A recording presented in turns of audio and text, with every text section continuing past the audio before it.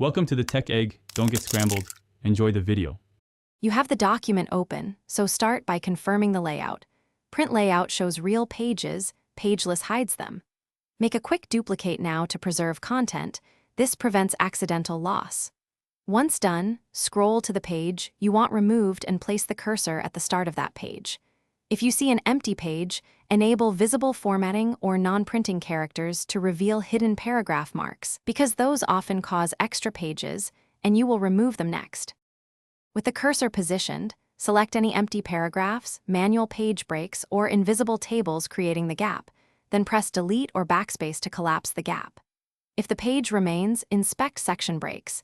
These can force a new page. Delete or change them to a continuous section. You may need to slightly reduce margins or line spacing to pull content up, but make sure not to distort layout. Once you've removed structural elements, confirm surrounding content flows correctly into the freed space. After deletion, review the document in print layout to ensure the page is gone and that paragraph formatting didn't shift undesirably. If the empty page persists, inspect headers and footers or section-specific page setup.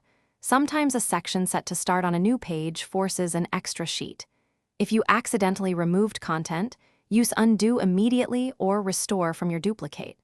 For stubborn issues, copy visible content into a new document and paste without formatting to preserve text without hidden elements.